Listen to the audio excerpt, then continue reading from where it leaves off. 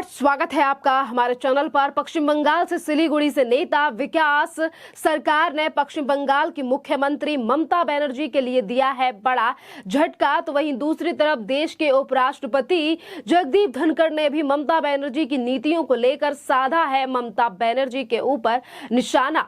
आपको बता दें कि पश्चिम बंगाल से टीएमसी के नेता विकास सरकार ने खुद घोषणा करके कहा है कि अब वो भारतीय जनता पार्टी का दामन थामेंगे, क्योंकि टीएमसी में नहीं दिया जाता है उन्हें महत्व। और 8वें दशक में जैसी थी ममता बनर्जी, अब वैसी नहीं रही हैं वो। और इसी के साथ हम आपको बता दें कि देश के उपराष्ट्रपति जगदीप धनखड़ और पश्चिम बंगाल के रह चुके हैं गवर्नर, आज उन्होंने ममता बनर्जी के जो शासक है उसको लेकर, शासन को लेकर जो है निशाना साधा है ममता बनर्जी की सरकार पर। और उन्होंने कहा है कि ममता बनर्जी नहीं चला रही है ठीक से शासन को।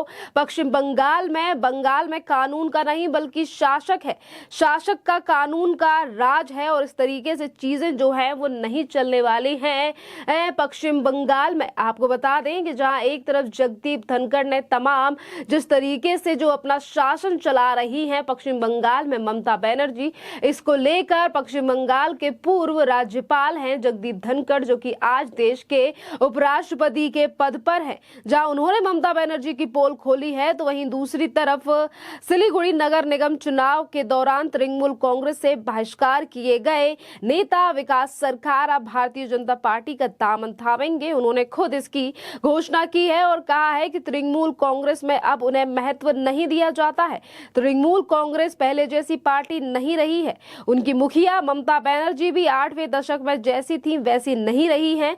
अब टीएमसी में एक भली भांति राजनीतिक पार्टी का कोई भी नहीं है, ये प्राइवेट पार्टनरशिप फॉर्म कर रहा है, यानी कि जो पार्टी है वो प्राइवेट कंपनी की तरह चल रही है। और इसी के साथ उन्होंने कहा है कि वहां अच्छे और सच्चे काम करने वाले लोगों का कोई भी कदर नहीं है। और इसी के साथ उन्होंने कहा है कि केवल धंधेबाज, गुंडे, मवाली व अपराधी और लूस खसोट करने वाले लोग जो हैं वही टीएमसी में जमे हुए हैं, क्योंकि वो बंदर बाट करते रहते हैं। इस तरीके से तीखा टिप्पणी की गई है टीएमसी के ऊपर खुद टीएमसी के ही नेता विकास सरकार की तरफ से, जिन्होंने कहा है कि वो भारतीय जनता पार्टी में इसीलिए भी आना चाहते हैं क्योंकि उन्हें भारतीय जनता पार्टी की नीति व आदर्श काफी ज्यादा अच्छे लगते हैं और उन्हें विश्वास है, और इसीलिए उन्होंने भारतीय जनता पार्टी से जुड़ने का जो है फैसला लिया है। इसी के साथ उन्होंने ये भी कहा कि जब से मैं तृणमूल कांग्रेस में आया मेरी राजनीति का करियर चौपट हो गया, मुझे पहले ही बेहतर कदम उठाना चाहिए था।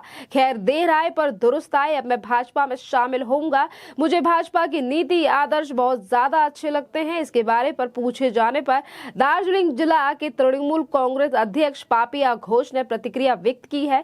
उन्होंने कहा है कि मुझसे या दल से किसी भी अन्य नेता से कोई भी संपर्क नहीं किया है, ना ही तो आवेदन दिया है। यदि वो ऐसा करते हैं तो तृणमूल कांग्रेस में वापस आए जाने पर विचार किया जा सकता है।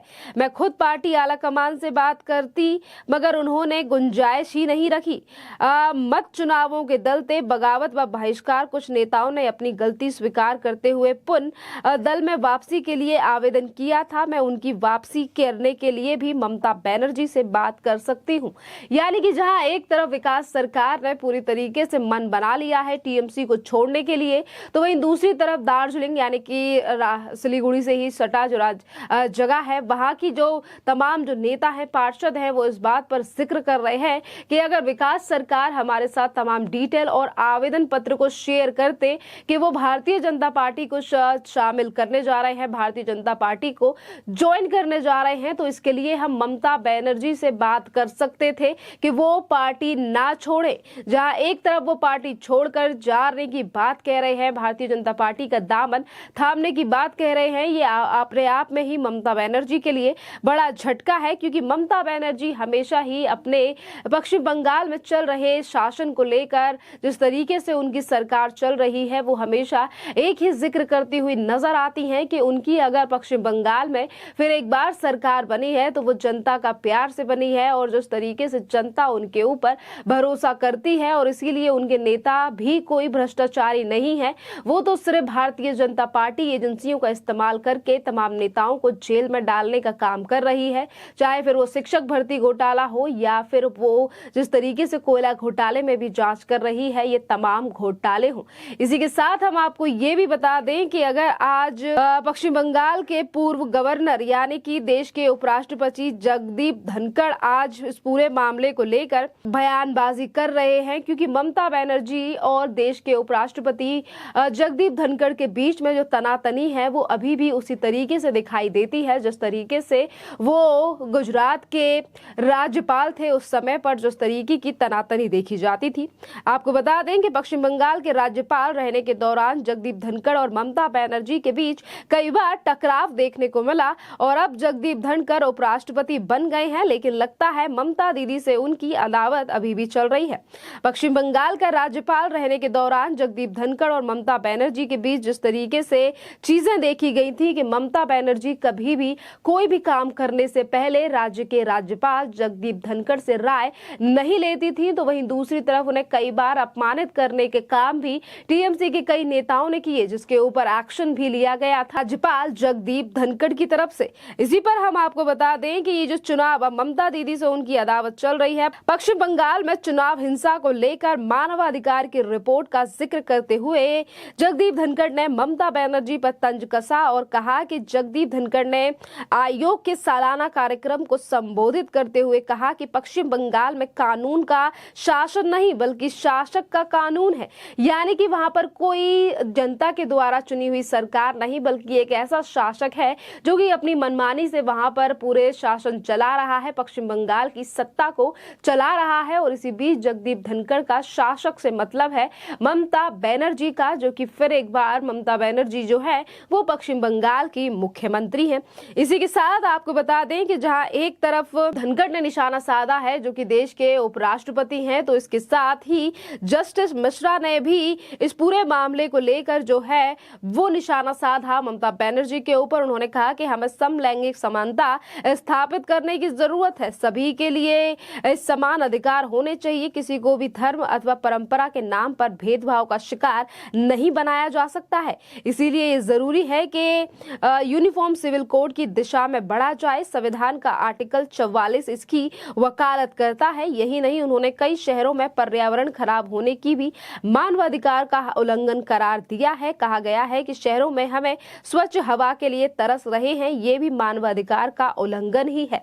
अगर हम सिविल कोड की बात भी करें, जिस तरीके से बात जो की गई है जस्टिस मिश्रा की तरफ से सिविल कोड की बात की गई है, उन्होंने संविधान की धारा 44 का भी जिक्र किया है जो कि सभी को समान अधिकार का अधिकार देता है। इस पूरे मामले को लेकर ममता बनर्जी जो है वो सीएए की बात करें या फिर सिविल कोड की बात करें, इस पूरे मामले को लेकर तमाम जो विपक्षी पार्टियां हैं वो अभी तक विरोध करती हुई नजर आ रही हैं। और यही बड़ा कारण है कि जहां एक तरफ देश के उपराष्ट्रपति आज भी ममता बनर्जी की तमाम कुरीति और उनकी शासक और उनकी जो सत्ता चल रही है उसको लेकर उठा रहे हैं सवाल जवाब, तो वहीं दूसरी तरफ उनके खुद की पार्टी के नेता भी आज ममता बनर्जी की पोल खोलते हुए नजर आ रहे हैं। और इसी के साथ पश्चिम बंगाल में नेता प्रतिपक्ष शुवेंदु अधिकारी पहले ही कर चुके हैं ऐलान कि दिसंबर तक ममता बनर्जी की गिर जाएगी सरकार, क्योंकि ममता बनर्जी की सरकार में काफी ज्यादा विधायक और मंत्री हैं भ्रष्टाचारी, और इसी के चलते आने वाले 6 महीनों में सरकार जो है गिर जाएगी।